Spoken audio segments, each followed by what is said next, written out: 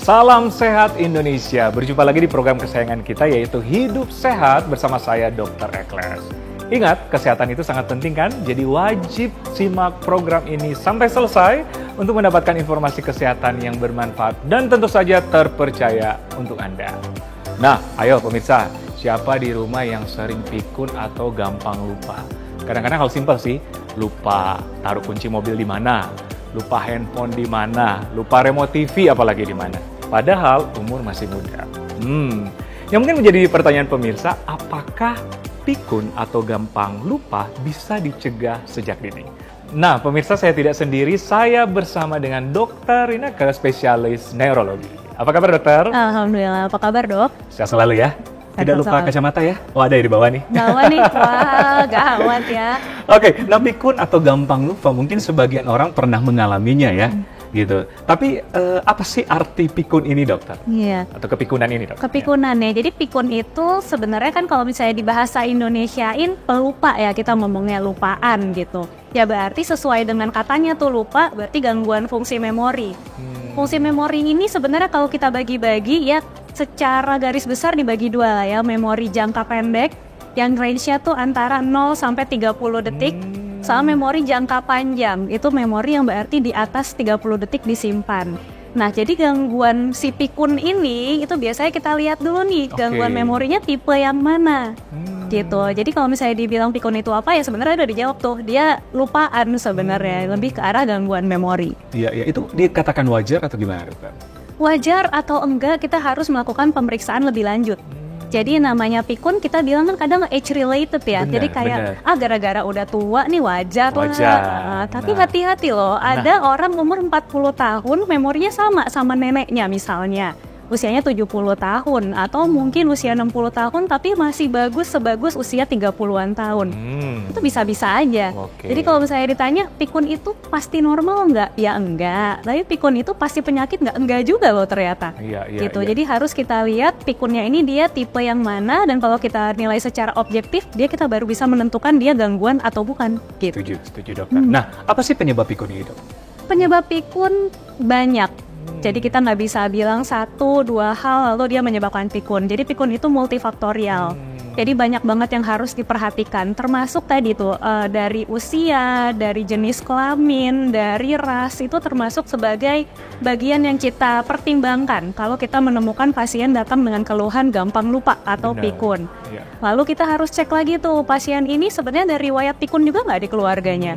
Karena ternyata pikun itu bisa loh yang berhubungan sama genetik. Iya.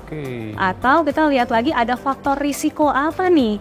Faktor risiko tuh banyak. Pikun itu bisa terjadi secara seluler, kita ngomongin ya. Itu dia ngomonginnya benar-benar dari arah selnya, mungkin kematiannya lebih cepat pada pasien-pasien dengan gangguan metabolik jangka panjang. Atau bisa juga kita lihat mungkin aliran darah menuju otaknya yang tidak baik pada pasien-pasien dengan hipertensi misalnya.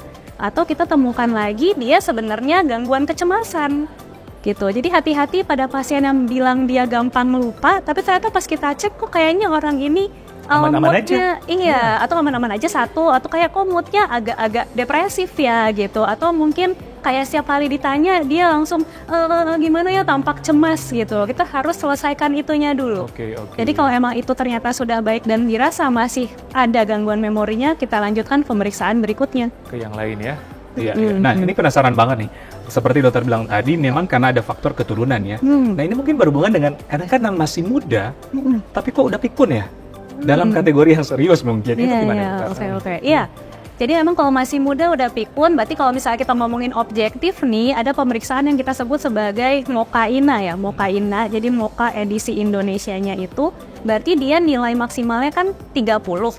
Dia tuh di bawah 24. Oh, itu alat itu pengukurnya. Objektifnya gitu ya. Kalau misalnya itu terjadi di usia muda, lagi-lagi kita lihat nih, dia ada kejadian apa sebelum dia mengeluh pikun itu kejadian. Kecelakaan kah? Terbentur misalnya kepalanya, atau riwayat stroke usia muda bisa juga. Atau yang tadi ya ada keturunan dengan pikun itu. Yang harus kita lihat kalau memang ada keturunan ya kita harus imaging sih. imaging itu kayak MRI atau MR spektrometri kayak gitu untuk melihat apakah memang ada struktur di otaknya yang bermasalah yang menyebabkan ke arah pikun. Nah, Dokter Ineke, balik lagi mungkin tadi ada penyebabnya dan sebagainya. Apakah pikun ini merupakan tanda suatu gangguan kesehatan yang serius, dokter? Sebagian besar iya. Oh gitu? Iya, Oke. sebagian besar iya. Dan memang sebagian besar pikun yang berarti sudah benar-benar kita sebut sebagai pikun ya? itu adalah bermasalah. Gitu.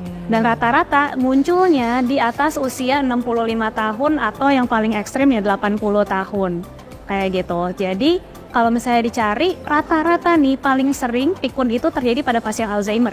Oh benar. Jadi kalau misalnya suka denger demensia, Alzheimer, sesungguhnya demensia itulah si pikun. Alzheimer itu adalah jangka panjang dari si demensia. Nah, kadang pasien-pasien yang datang dengan gangguan kardio ataupun cerebrovaskular itu menjadi prone untuk pikun. Jadi itu harus dicari tahu tuh. Itu harus benar-benar kita hilangkan dulu. Oh, ternyata memang tidak ada ini sampai kita bisa menentukan pikun ini bawaan. Kayak yang tadi ya, kalau bawaan berarti emang ada genetiknya atau mungkin satu lagi dia berada di lingkungan hidup seperti apa. Kerjanya di mana? Jadi pada pasien yang memang sering menghirup timbal, pestisida, atau sering memakan makanan tertentu, misalnya pada makanan-makanan tinggi lemak, banyak gula, itu gampang menyebabkan adanya akumulasi protein di otak yang bisa menyebabkan pikun. Jadi itu benar-benar untuk kita melihat ini pikun yang mengarah kemana itu harus dieksplor semuanya. Setuju, karena kompleks banget dan ternyata penyebabnya banyak banget ya. Betul. Gitu. Nah, ini nih yang menjadi penasaran bagi pemirsa di rumah, apakah pikun ini bisa dicegah, dok? Bisa dicegah atau enggak? Bisa dong. Jadi kalau saya bilangnya semua penyakit itu kalau bukan karena nasib-nasiban atau dalam tanda kutip bawaan bisa dicegah. Kalaupun nggak bisa dicegah, bisa dikontrol. Jadi jangan sedih gitu. Jadi kalau misalnya pencegahannya gimana? Pencegahannya adalah tetap aktif. Tetaplah aktif. Pasien atau orang-orang individu yang memang senantiasa bersosialisasi, suka baca, atau mungkin suka nyanyi, atau mungkin suka main game yang sifatnya game-game yang menentukan strategi gitu ya, itu biasanya lebih terhindar dari pikun. Orang-orang yang suka sekolah, kayak sekolah mulu nih mau jadi profesor atau gimana, itu ternyata terhindar dari pikun dengan persentase yang lebih tinggi. Tambah tadi untuk makanannya, jadi pola hidup yang seimbang itu adalah yang benar-benar dipegang teguh untuk mencegah pikun. Tidur cukup 5-6 jam dalam satu malam, lalu istirahat tadi cukup, pola makan yang seimbang. Kita punya namanya MIND, Mediterranean Dash Intervention for Neurodegenerative Delay. Jadi itu tuh adalah Mediterranean diet. Kalau pernah dengar dok, Mediterranean diet tuh berarti ya seimbang kan dia, lemaknya ada, proteinnya ada, karbonya ada, semuanya ada. Nah itu memang untuk mencegah si pikun itu sendiri. Salah satunya pikun maksudnya ya? Salah satunya pikun. Nah kadang kan orang kalau diet tuh takut sama lemak ya, kayak no fat gitu. Dan sesungguhnya yang ini perlu diketahui, selubung saraf itu lemak. Jadi kalau kita nggak punya lemak, selubung sarafnya bisa tipis, lama-lama hilang, lama-lama ya jadi pikun, kematian si sel-sel saraf itu gitu. Jadi memang harus seimbang, termasuk yang tadi stay active ya. Olahraga tuh apa aja bisa loh. Mau jalan ya boleh, mau lari ya silahkan, disesuaikan aja sesuai dengan usia dan kemampuan masing-masing. Berarti dokter balik lagi ke lifestyle ya? Ya, lifestyle, betul. Olahraga, aktivitas teratur, dan asupan gizi harus seimbang. Betul. Bukan juga 0% fat atau lemak itu dibutuhkan, tapi jangan berlebih. Betul, ya. Dokter Ineke, katanya ada gerakan-gerakan tertentu yang melatih otak kita supaya tidak pikun. Betul. Nah, bisa kita contohkan nih ke pemirsa. Boleh, jadi ada beberapa gerakan, mungkin ya beberapa aja ya. Kayak gini nih dok, Gini, terus diputar, gantian. Ini diulang, 8 hitungan nih dok. 8 hitungan? Jadi untuk pertama kali kan lambat ya. Nanti setelah itu kita ganti gini. Kok gak susah ya? Susah ya, lumayan. Jadi gini kelingking, ini jempol. Gantian. Nih. Gak susah ya. Satu lagi, ini tuh gini. Terus gini. Terus gantian dok. Gini. Awalnya tampak mudah ya, ternyata pas dijalanin agak keserimpet juga. Ini tuh melatih koordinasi, memori, dan juga fungsi eksekutif yang gerak berurutan dok. Nah, pemirsa bisa ulang-ulang kegiatan ini di rumah dan bisa tiap hari ya mungkin ya, atau setiap saat ya? Disarankan 3-5 kali per hari. Gitu, dan itu bisa dilakukan ya 3 kali seminggu atau setiap hari lebih baik. Sesering mungkin ya. Oke, mulai malam ini saya lakuin, Dok. Mantap. Nah, ini mungkin pertanyaan bagi pemirsa dan mungkin pemirsa yang ditunggu-tunggu nih. Tips bagaimana mencegah supaya tidak terjadinya pikun ataupun gampang lupa bagi sejak dini nih, Dokter. Oke.